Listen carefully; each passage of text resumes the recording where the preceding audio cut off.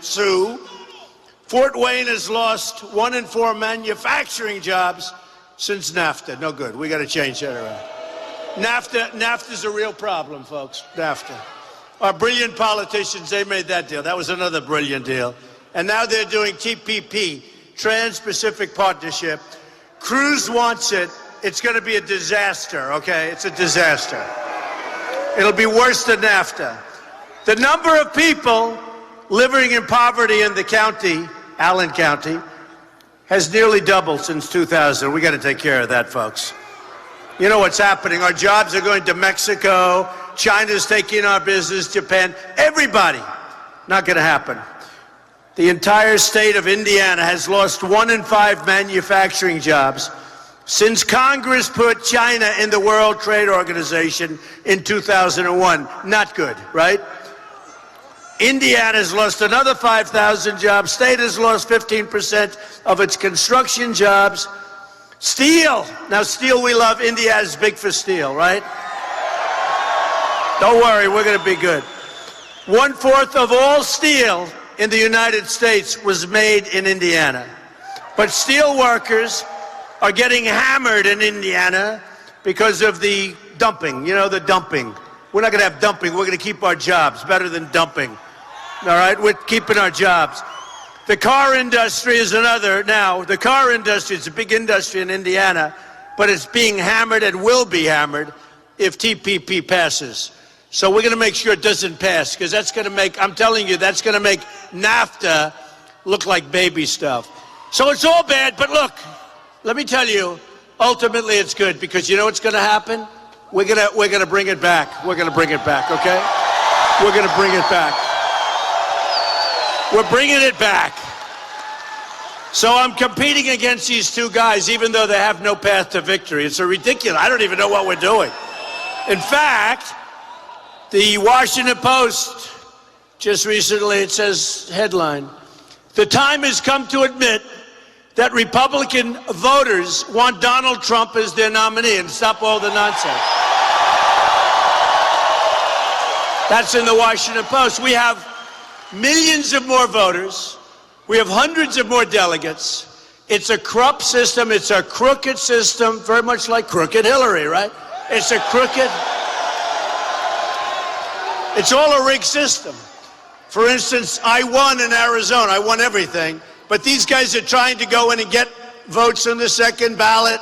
Jan Brewer, the governor, a great woman, she got thrown off. It's all rigged by the professionals. It's all rigged by the bosses. And it's a disgrace. It started in Louisiana. I wasn't supposed to win Louisiana. And I went and I campaigned. I went into an airplane hangar like this incredible. This is a good place. This is a nice place. Look at that. Every single seat, every single corner, the entire floor. We set a new record here. New record. We set a new record, and these guys will never report it. The dishonest media will never report it. They're the worst. They'll never report it. Think of it. Think of it. No matter where we go, we just left, as you know, Terre Haute. Do we like Terre Haute? Yeah, we like Terre Haute, right? You like Terre Haute. We had a new record there. Great people, incredible people. And over here, they've never done this much. You know why? Because they can fill up the seats, but nobody ever fills up the floor. And by the way, there are probably 7,000 or 8,000 people still outside trying to get in. So if you want to leave early, go ahead. We'll let people. The fire marshal has been great. And this happens all over. This is always the case. We go to Alabama, we have 35,000 people. We can go as big as the arena. And we have, no matter where we go. It's a movement that's going on. And you know, it really is. It's a movement toward being smart. Our country is being led by people that have no clue. And the ones that do have a clue, they're totally guided by campaign contributions, by their super PACs, and by companies that want to rip off our country. They don't care. So we're going to get it straight. Now, here's something coming in, because, you know, you look at these guys that I'm running against. Now, they're hanging by their fingernails. They're just like barely hanging on. So they have no road to victory. And Cruz did something that nobody's ever seen before. He has no road to victory. He can't win. He's the first person in the history of the United States who picked a running mate, Carly, who picked a running mate. He picked a running mate, even though he has no chance to win. So he picked, as a presidential candidate, a running mate, but he has no chance to win. So that's the first in the history of our country, folks. Ted, Lion Ted, I want to congratulate you. I'd like to congratulate you, Lion Ted.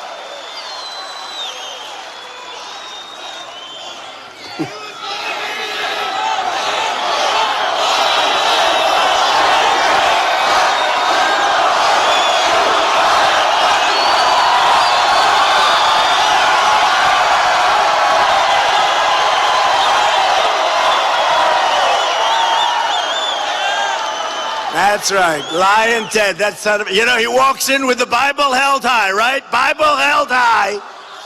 Then he puts it down and then he lies. Oh boy, he lies. He really does lie. I go around, I say I'm against the Obamacare stuff. We're going to repeal it, replace it. We're Second Amendment. We love our Second Amendment. I watch this guy on television. Donald Trump loves Obamacare. Oh, I love it. Oh, it's wonderful. Your rates went up, 35, 45, 55%. But they lie, these politicians. I'm in business and they're bad. And I have to tell you, they're much tougher. They're much tougher people. But they don't lie like this. I never saw people lie like this. How about the little deal they made, Kasich and Cruz, where one will get out of Indiana. Now think about that, because we all have our staffs. One will get out of Indiana. The other one will take over. The people of Indiana are smart. They don't go for this stuff. Got to be very careful, because if I use a little bit language, it's bad, just a little bit, it ends up being a front page story all over the world, okay? Because of these dishonest people. But they formed this alliance, but just to show you what bad deal makers politicians are, they form an alliance, and by the following morning, I got a call 11:30 in the evening. By the following morning, the alliance was broken. Okay? It was broken. Kasich said, no, vote for me. That's okay. Vote for me. Cruz said, you're not supposed to say that. They're fighting with each other. And it was so bad that he picked Carly because maybe he could stop the bad press. And in the meantime, the great Bobby Knight called me. He said, I'd like to endorse you. We love Bobby Knight.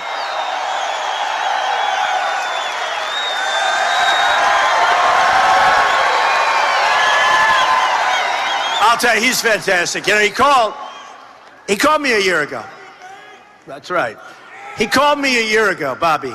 And I've known Bobby Knight, I didn't know him personally, but who doesn't know Bobby Knight, He's tough, he's smart, and he knows how to win, which our country doesn't know anymore. We don't win. We don't win anymore. We don't win on trade. We don't win with the military. We can't beat ISIS. I said, Bobby, we can't beat ISIS. I know it, I can't. He's going crazy. By the way, he could beat ISIS in about 2 days. Okay? And he's never done it before. But he called me a year ago and he said, I hope you run. This was before I announced. I announced on June 16th. He called me before that because people were speculating. And he said, I hope you really run. And if you run, I'd like to back you. I said, Bobby, it's a little early, but I'll let you know. Give me a number. So I take the number, I put it aside. And then I'm running. We're doing well. Win New Hampshire, win North Carolina, win Nevada, win the South. We win Florida, big league. We won a lot. I guess I won like 28 or 29, close to 30 now. And Lion Ted won like, 10 or 11 or something. And we have hundreds of votes more. But we have millions and millions of votes more. We have more delegates by a lot, like 300 or something, maybe more. But we have millions of votes more, setting a record in the history of the Republican Party. And within another week, after, I think, Indiana, we'll have the all-time record, and we still have major states to go. So we will have beaten the all-time record. And, you see names like Eisenhower and Nixon and this one and that one. We just beat everybody. And we're 70% up, almost more than that, from what it was 4 years ago, when you should have won. In all fairness, you should have beaten Obama 4 years ago, in all fairness. Didn't work out. It didn't work out 8 years ago. It didn't work out 4 years ago. And this time I said, let's do it ourselves. Okay, folks? We'll do it ourselves. So bad. So we're millions of votes up, and in another week we will have set the all-time record in the history of the Republican Party for votes. That's to me. Now, it's a rigged system, a terrible, corrupt, and rigged system. It's run by the party leaders so that very capable outsiders can't get into the party. It's run by the special interests, by the lobbyists, so they can continue to make millions of dollars off these characters running for office like Cruz.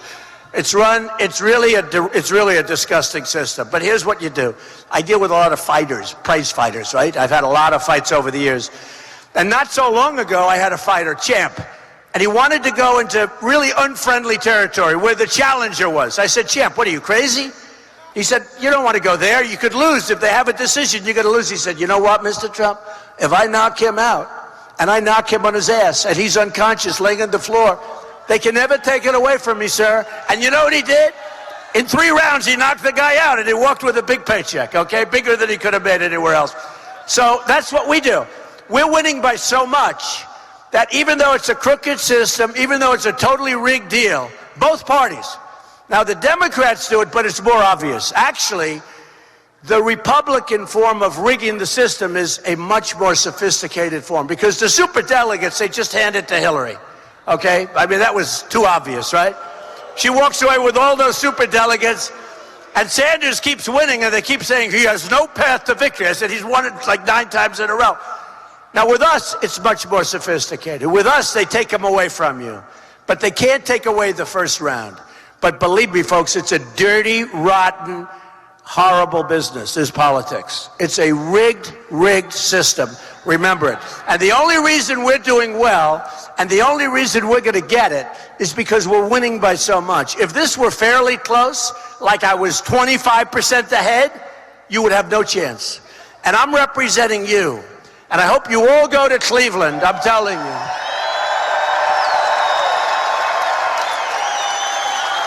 I hope you all go to Cleveland in July, and let's all be heard, because we have a movement going on. And by the way, we have a movement, and you know what I'm getting for this movement? I get nothing.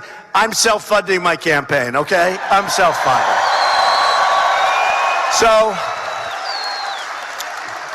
So when the pharmaceutical companies call me and they say, we don't want to go to bidding, little thing like bidding. We don't want to bid. We want to just sell you whatever it is. We don't want to have bidding. And all of the other things that I say, I've never seen anything like the way this country is run. We're going to start bidding, including for military equipment. We're going to make our military bigger, better, stronger than ever before. But a lot of the equipment we get in the military, it's not the equipment the generals want. It's equipment that we're getting, and you see it all the time, you read about it all the time. It's forced down their throat by a company that's politically good, but doesn't make the equipment that's as good. All of that stuff ends. All of it ends. And this is why they don't, they'd much rather have somebody other than Trump. Now, fortunately, Cruz is so hated. He's got such a rotten personality that they can't stand this guy. And by the way, remember this, he'll never be able to make a deal. He doesn't get along with anybody. The United States Senate, all these senators, he's got practically nobody that's endorsed him. And the one he respects the most is Senator Jeff Sessions from Alabama. He's an amazing guy. He endorsed Trump. So, it's one of those things. We have great endorsements. We have endorsements on the border. We have endorsements on the economy. Carl Icahn, the great businessman. Many of the great businessmen. Because we know what to do, and I know what to do. And when you get to Indiana, it's about jobs and it's about the economy, almost more than anything else. And nobody can compete on the economy like I mean, Hillary is totally bought off by, you take a look at her super PAC. You take a look at the people that are giving Hillary Clinton the money. Believe me, this country has no chance. It's never going to be great again. Also, she is crooked, Hillary, but she doesn't have the strength or the energy to make our country great again. Believe me. Believe me. You ever notice she'll make a speech, she'll read it off a teleprompter, she'll read the speech off a teleprompter, and then she'll leave. You don't hear from her for like 4 days. When the Chinese traders come in, and they come in 20 at a time, they come in all the way. But when the Chinese come in and they want to make great trade deals, and they make the best trade deals, and not anymore.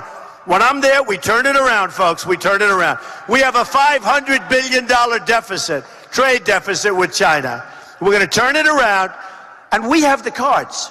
Don't forget, we're like the piggy bank that's being robbed. We have the cards. We have a lot of power with China. When China doesn't want to fix the problem in North Korea, we say, sorry, folks, you got to fix the problem. Because we can't continue to allow China to rape our country, and that's what they're doing. It's the greatest theft in the history of the world. What China has done, and I like China. I made a lot of money with China. The Bank of America building in San Francisco, a building in New York, 1290 Avenue of the Americas, one of the biggest floor plates in the whole city of New York. I do great with China. I sell them condos. I have the largest bank in the world from China, the largest in the world by far. They're a tenant of mine in a building I own in Manhattan. I mean, China's great, no problem. I'm not angry with China, and I'm not angry at Japan, and I'm not angry at Mexico. I'm not angry with anybody. I'm angry at our leaders because they're grossly incompetent, and they shouldn't have ever been elected to do this job. Terrible. So we have Cruz and we have Kasich or whoever he is. And here's the story. Here's the story. Heidi Cruz, nice woman, said, my husband, you heard about this, right? Said this one, my husband's an immigrant, right? Is an immigrant. And that's what I've been saying. Except a lot of people, I think she was trying to say, she was trying to put the little bit of a Latin turn on it. He was born in Canada, folks. He was born in Canada. One thing I tell you, number one, he can't win. Got no path to win. And even if he had a path to win, which he doesn't, he has very few votes and he has very few delegates. But I've been saying he wasn't born in this country. And the first thing the Democrats would do, assuming he won, which he won't, so it doesn't matter, I'm not even playing that card, is they will bring a lawsuit against him saying that he's not a naturalized citizen, that he wasn't born on the land. He was born in Canada, lived there for 4 years. There's a whole big thing. I've had the biggest, the best lawyers in the world tell me can't run. Now, the Democrats are sitting back with one of the best lawyers in the world. If Cruz ever got lucky, and he can't, but if he ever got lucky and got the nomination, he will be sued immediately. He won't be allowed to run. So lots of luck. Other than that, isn't he wonderful? He's wonderful, okay? So we'll see what happens. But his wife just said, my husband is an immigrant. And I said, when I heard it, that's what I've been saying. But we don't want to get her in trouble, so let's not use that, right? Now, here's the story. So on June 16th, I said, the last thing I like my life, right? I built a great company. I took $1 million loan not so long ago and made it into net worth of over $10 billion. That's good. That's good. And I even paid back the loan. I usually like to negotiate loans. Borrow the money, no matter how good the deal works out, let's negotiate, okay? But you know what? Took $1 million, made it 10 billion, more than 10 billion. Some of the great assets of the world. Very little debt, tremendous cash flow. And most, very importantly, like Turnberry in Scotland and Doral in Miami and great buildings all over the place. And I'm not saying it for any other reason other than that is the kind of thinking we need, at least for a period of time, to straighten out our country. We have to make our country rich again, and then we're going to make our country great again, and then we're going to make our country greater than ever before. I will tell you, and that's going to happen. So I came down the escalator with Melania. Oh, we'll build the wall, don't worry about it. Build the wall. We'll build it. Do you ever notice, when I was on the debate stage recently, these guys that I'm against, you know what's funny? I watched this guy, Lindsey Graham. Now, I won't say anybody's stupid, because I don't like to call people stupid. So I will not call Lindsey Graham stupid, okay?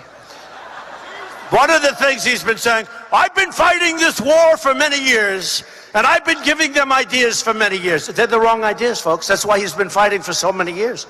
I want to knock it off fast, like, boom, over. I mean, he said, you go here, and then you go here, and then you fight Syria and ISIS, and even though they're fighting each other, we're going to fight them both. I mean, this guy doesn't know what the hell he's doing. But here's what I love. So he went out, and he's a senator from South Carolina, and I was at 38. This is a long time ago. I was at 38%. He was at 2%. He's the sitting senator, right? And we crushed him. Then he goes and supports somebody else. That didn't work. Somebody else. That didn't work. Then he supported Jeb Bush. Now, low energy, very low. And honestly, I have to be honest. No. I love everybody that I defeat. I love it. Now, we started off with 17 people. And week after week, gone. Walker is gone. You know, Walker was going to be great, right? Jeb Bush was going to be great. Everybody was going to be great. The only people that thought I was going to be great are the people that knew me, okay? And people that competed with me in business. I had a lot of very smart people. They called me up, and my wife and my daughter, Ivanka, said, you're going to be great. And my wife said, you know you're going to win, don't you? And she meant it, because she sees I have a relationship with people. But the only people that said I'm going to be great are the people that I've competed against. And friends of mine that, no, that's the way it is. So I go out, I watch these moron pundits. How Fox and CNN and MS pay these people. They are morons. Karl Rove is one of the dumbest human beings I've ever watched. I'm telling you. One of the dumbest. He is one of the dumbest human beings. I win New York by a landslide. Record wins. Almost 62%. I win every single county, every single location. I then go next week. I win Pennsylvania. I think they have like 68 counties, right? I win 68 counties. It's never been done before. I win Maryland, Connecticut, Delaware, and Rhode Island, right? Right. And Karl Rove is on television. Karl Rove, well, he could have done better. He's choking. You know, the guy's choking. And I win Florida. I win Florida in a landslide. 67 counties. I win 66 in Florida. And then he said, well, you know, the great one, I had one where I won with 32%. But I had 11 people running. You know, don't forget, in the history of politics in this country, there's never been anything where you had 17 people running. So when I get 50%, and now I'm getting 60 and 70%, now I'm doing great, and I have 3. It's very hard to get over 50 when you have 3. But I've had, when we started with New Hampshire and Nevada and all of the earlier states, South Carolina and North Carolina, we had many, many people. So I'd get 32%. And this dumb guy, Rove, how Fox pays this guy, maybe he does it for nothing. If I were Roger Ailes, I wouldn't give Karl Rove 10 cents. He's been wrong on everything. He still thinks that Romney won. He's going around going, I thought Mitt Romney won. Honestly, this is a dumb guy. So what happens, I get 32%, and we have all these people running.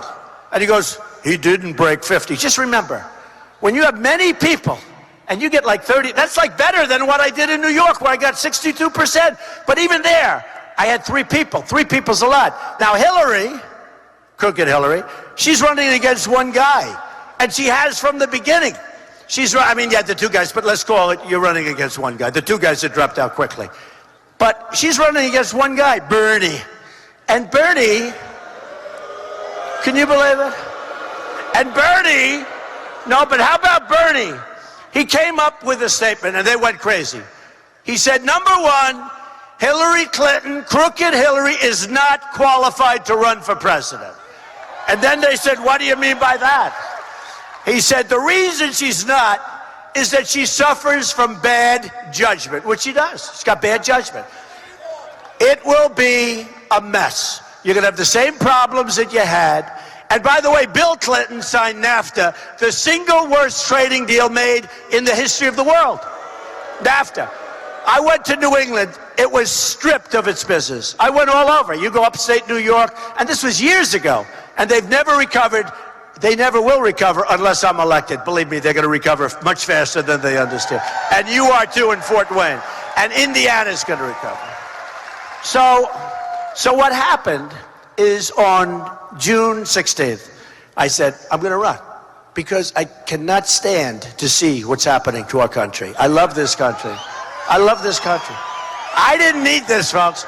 As much as I love Fort Wayne, I could be someplace else right now relaxing and doing something.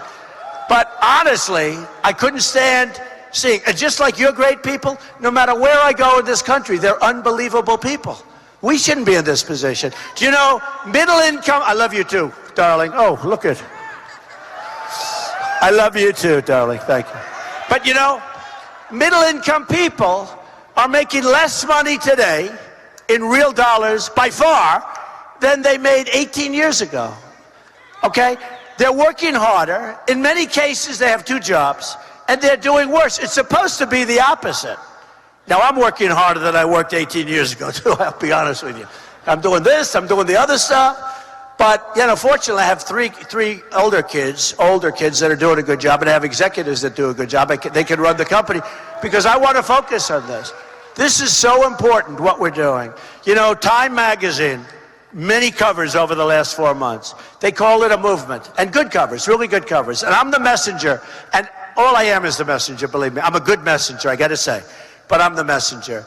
And the messenger is basically saying we want to be the smart country again. We don't want every country that does business with us to take us over. You know, in Indiana, you have a horrible thing that I've used for months, and nobody else brought it up until the last couple of days. I heard the Lion Ted was going about Carrier. The guy never even heard of Carrier. I bought air conditioners from them, thousands, you know, over the years, but I see now they're all into the Carrier. But I've been talking about it for 4 months, since I saw the clip of the mid-level management guy in a rather vicious manner firing 1,400 people because they're going to move to Mexico, right? No, it's terrible. And I've been talking about Indiana, and I didn't do it for this. It just happened to be. It's like when Coach Knight, he called. I said, Coach, thank you. I'll let you know. And then all of a sudden I realized I'm in Indiana. Coach Knight called me. And I said to a friend of mine, how are we doing in Indiana? He said, pretty well. By the way, we got great polls today. Don't worry about them. Don't listen to them. Forget it. Pretend we're losing. We're not. We're winning big. But pretend we're losing, because we have to win big. The more we win by, the better it is. But Coach Knight, so I said to a friend, who would be the best endorsement I could get? It took him about 12 1/100ths of a second. I said, who would be the best? He said, well, Bobby Knight, if you could get him. I said, you know, 1 year ago, he called me, and he really told me I should run. That was before I decided to run. Let me see if I can find his number. I go, where's his? There it is. I call him. He didn't even know who it was. He might have seen Trump or something on the phone. He didn't even know. He goes, I've been waiting for you to call. Unbelievable. That was 2 weeks ago. I said, Coach, could you come in? I said, is the endorsement still good? He said, absolutely. He said, you're the only man going to straighten out this country. He said, absolutely. I said, Coach, could you come in? Yeah, right? Amazing. Great guy. He is a great guy. You know what I love about him? First of all, remember this. He's tough. Everyone knows. He's really smart. Okay, just so you know. You know, I know a lot of tough guys that are not smart. I know plenty of smart guys that are not tough. I mean, we have all combinations, right? But Bobby Knight is really smart. Everybody knows the toughness, but he's really smart. And you don't do, you know, he won 900 games. He won 3 championships for Indiana. He won the Pan Am Games. He won the Olympics. He is the last one to have an undefeated season, and he almost had 2 of them in a row. I mean, the guy, you know, bottom line, he's a winner. And we don't win anymore as a country. We don't win anymore. We don't win with trade. We don't win with military. We can't beat ISIS. We don't win anymore. So we're going to start winning. And we're going to do not what's politically correct. That is a disastrous term. Political correctness. We're going to put America first, okay? We want America to be first. You ever see these deals we make? We're more concerned about other countries than we are about ourselves. And in the meantime, we have all these people laid off all over the place. I mean, I went to New York State, Syracuse, Poughkeepsie, Albany, Rome, but the real Rome, the Rome that's in New York State, not the other Rome. Rome, New York State. I went to these places. I went to the island. I went to Bethpage and so many other places. And, you know, Suffolk County. It is so sad to see all those. I mean, I'm driving from, I knew it anyway because I've lived there, but I'm driving all the way, I'm driving to different venues, and I see factory after factory after factory closed. And the people, and the real estate's worthless. It's all worthless. I say, maybe I could buy some of this real estate. It's worthless. Doesn't help.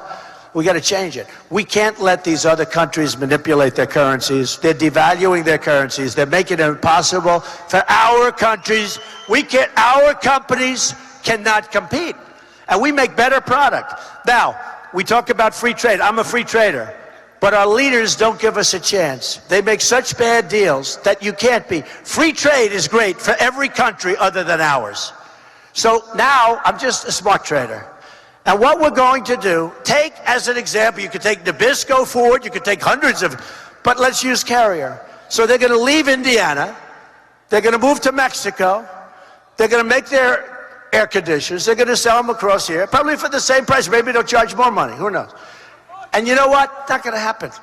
I'm going to tell them, if I become president, through an intermediary, although I'd like to do it myself, it's so much fun. I love doing this stuff. My wife says, presidential. I said, look, I love doing this. And who can do it better than me, right? But I have guys. I have so many guys. We have, people don't realize, we have the greatest business people in the world. They're not used.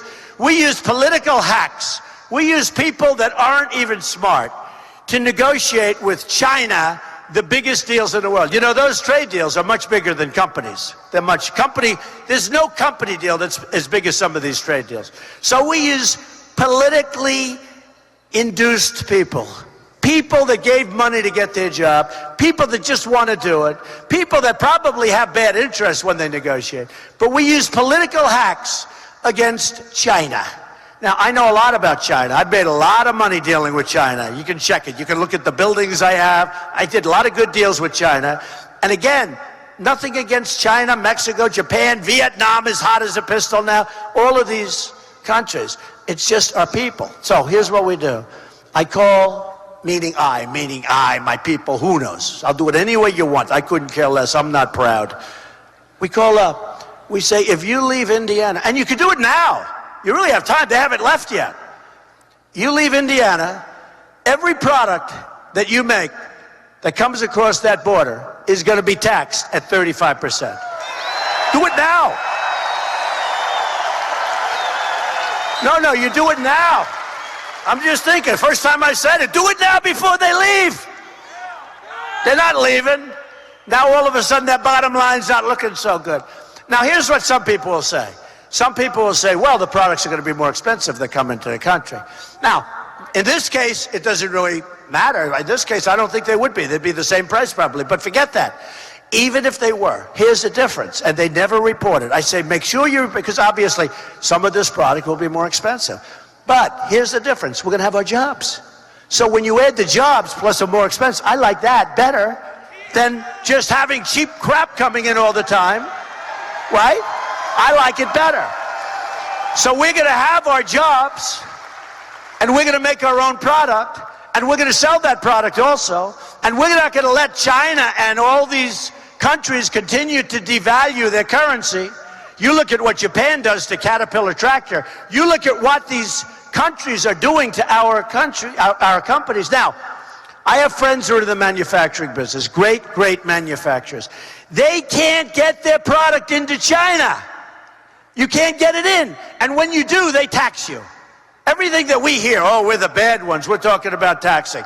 You can't get your product into China without them charging you a tariff or a tax. But us, we let it just flow in. Then they devalue. Now, they weren't supposed to devalue, but about 9 months ago, they did the biggest devaluation that they've done in 2 decades. They're making it impossible for our companies to compete, and we can't allow it to happen. And we're going to have to start charging. And if they don't help us in North Korea, which they can solve in 2 minutes, who the hell wants to drop bombs on North Korea? If they don't help us on North Korea, they have total control over North Korea. Remember what I said. Now, they don't say that. Well, they're difficult. They're tweaking us. They love what's happening. They have total and absolute control. because everything, that's like the bloodlines coming into North Korea. China, because of its massiveness and its power, they have total control of North Korea. They could solve that problem with one phone call, but they don't do that because they love what we're going through.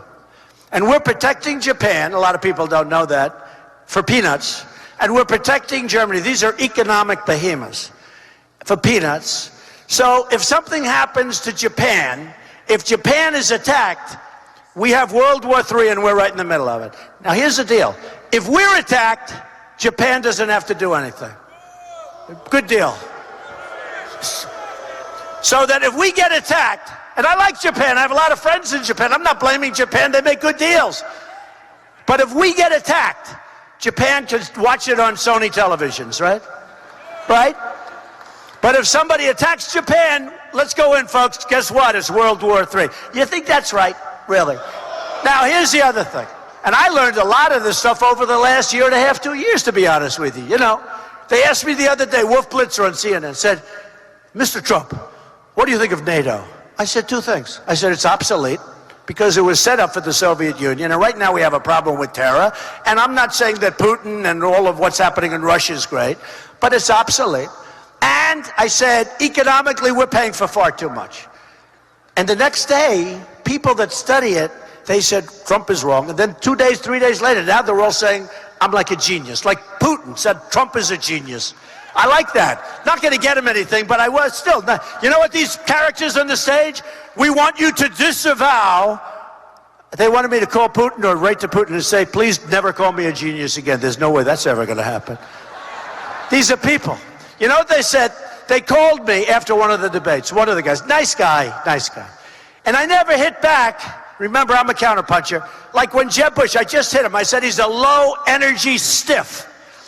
I wouldn't have hit back, except that I'm watching television the other day, and he's being interviewed, and he's saying all sorts of stuff. He's saying Trump is not a conservative. Who cares? I'm a conservative, but who cares? I'm smart. We're gonna make great trade deals for ourselves. You know, they want these conservatives, you know, these morons that write the magazines, National Review that nobody reads. They write the magazines, and they want it to be free trade. But they don't understand. It's not working. It's killing us. Free trade is killing us. Globalization is killing us. Because everybody's making good deals but us. They're sucking our blood out of our system. They're sucking our blood. So I watched Jeb, and he was nasty, you know, saying bad things. He's like, bad things. I say, what? Hey, the race is over. And you know what? When they lose, I've been very nice to many of the people. But when they lose, you're supposed to be like a nice person. And he's not. So that's why I say that. That's why I say that stuff. Because frankly, we got to all team up together. You know, the Republican Party has to come together, folks. And if it doesn't come together, it's going to be hard. But I'll tell you this. They said to me, well, if it doesn't come together, does that mean you can't win? No, I think I can win. Why? Do you think it helps to have Jeb Bush? What's that worth, like 2 votes? Jeb and his wife. Seriously. I don't think it matters. But it would be nice to have the Republican Party come together. With that being said, I think I'll win anyway.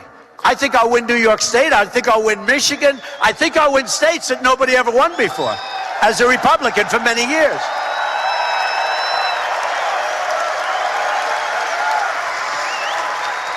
It's like, you know, lately they're all calling up, all these guys that have been brutal. You know, they're on television saying the worst things about me. Now they're calling, they want to come on the train, as they said. We'd love to join the train, the Trump train. And I said to one guy in particular, what he said was so bad about me. He calls me up yesterday. He wants to join. I said, you know, it would be nice to have you, but just out of curiosity, how is it possible for you to do that? He goes, he's a politician. He goes, oh, that's no problem. Don't worry about it. In other words, he'll say, these are politicians, folks. I would find it hard. I even see it where you'll see this really brutal race. And you have a winner and a loser. And there were horrible things said. And the guy that loses gets up, I'd like to congratulate Jim. He's a great man, and he'll be a great senator, or whatever the hell they're running for. Right? And I say, I wonder how they do that. I mean, I'm not sure, but if I lost, I think I just go, bye-bye, folks. Thanks a lot. I love you people, but I'm going the hell out of here. I'm not thanking anybody other than you people. Why should we? You know, why should we?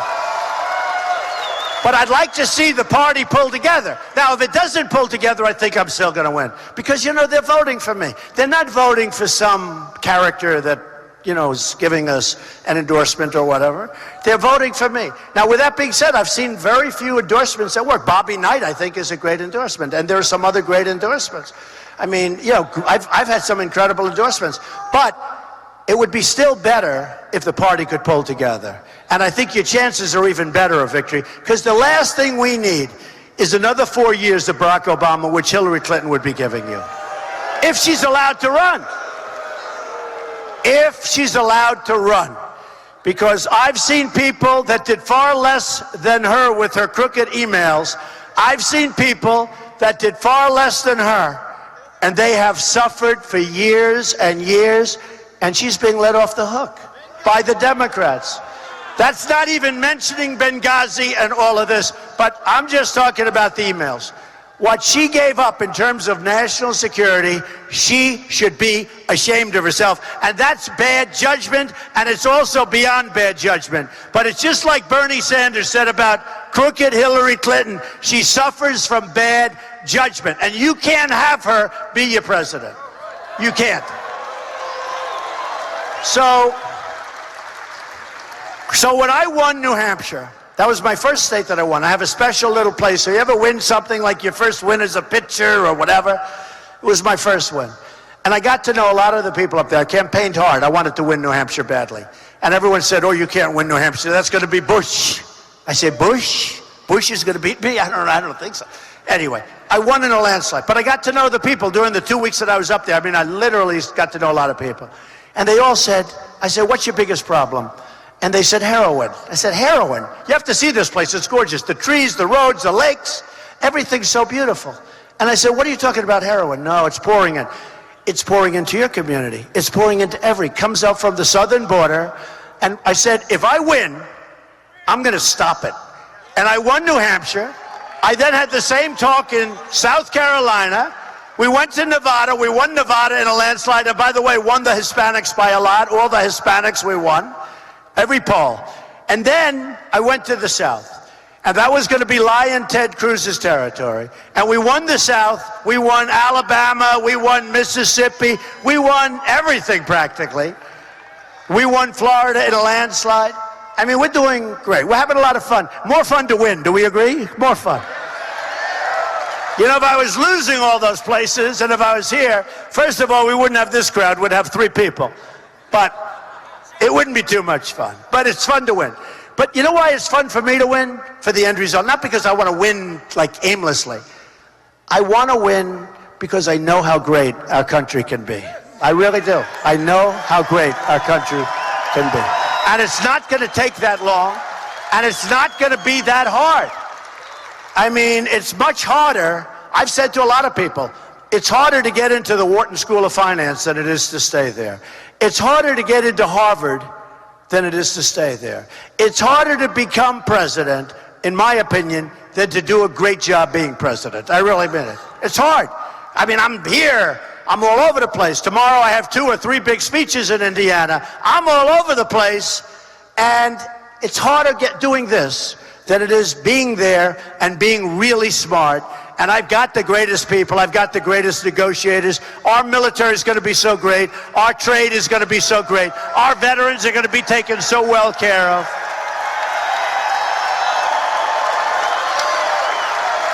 You know what I love? Because we're a lot of business people. I know some of the people, a lot of great business people. What I love, I've spent the least money by far, and I'm by far number 1. Okay?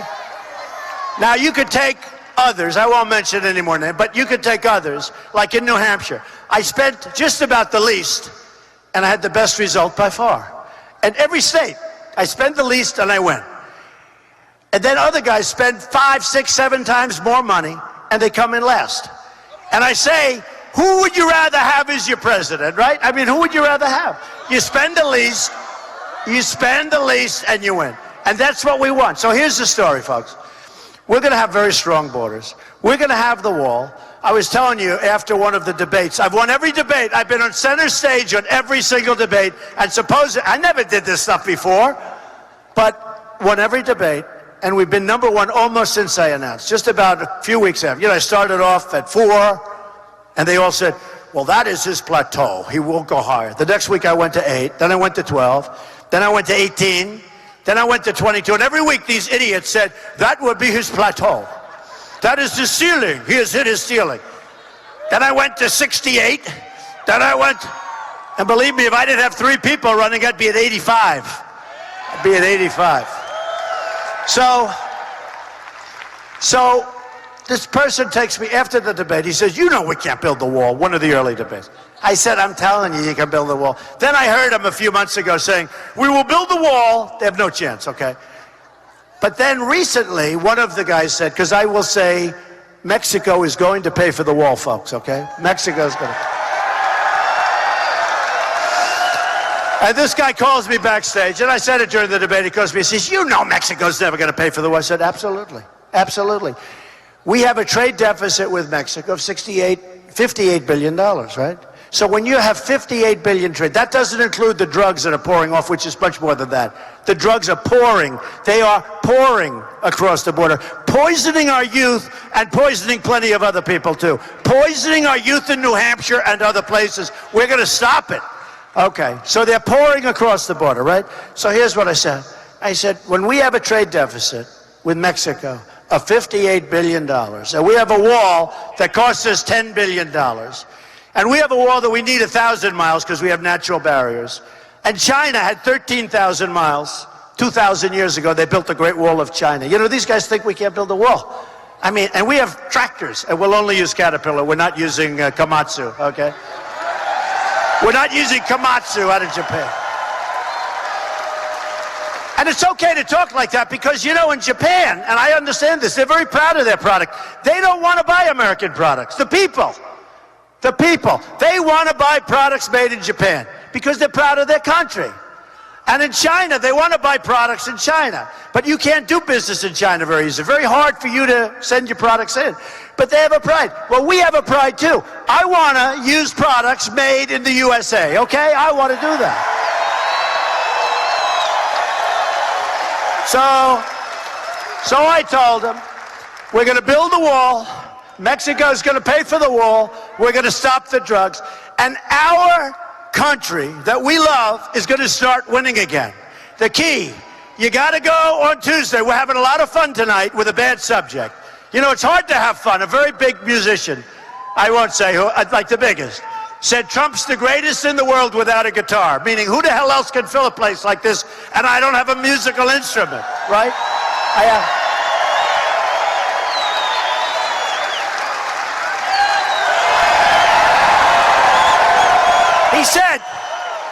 He said Trump is the greatest in the world. This guy fills up the stadiums. He doesn't have bands. He doesn't have music. I only have the brain, folks, and the mouth. Because you got to have a little combination between the brain and the mouth. But believe me, they're good. But you have the brain too, and that's why you're all here. Because you're sick and tired of watching our country lose and watching our country get ripped off in the military, in trade, with our vets, with everything.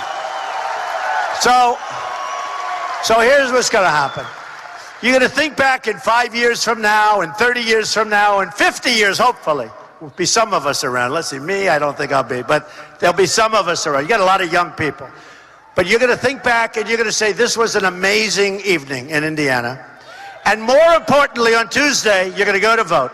And you're going to say, when you think back, 5 years, 10 years, 15 years, 30 years, you're going to say that was the greatest vote you ever cast. That was a vote you cast for President Trump, the Trump administration. And you're going to say that was the single greatest vote you've ever cast. Because all of a sudden, we're going to beat Hillary. By the way, the polls are now saying we're even with her and going up. I guess you saw that. And these other two guys never had a negative ad. I had 55,000 negative ads. And I'm now beating her or tied. And I haven't even focused on her. Don't forget, 17 people, 1, 2, 3, every week. Boom, boom, boom. Now I can focus on her. Will that be fun? Oh, will that be fun? But look. But the polls are showing now, Rasmussen and another one just came out yesterday that I'm even. I don't like even.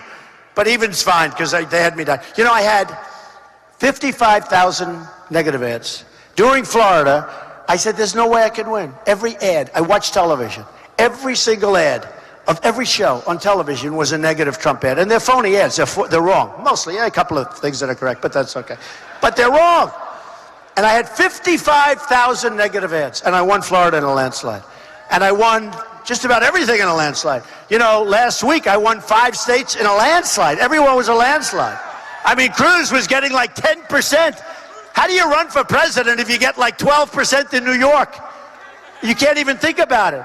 And then the week before that with New York, it was the same thing. So look, you're gonna look back and we're gonna start winning again.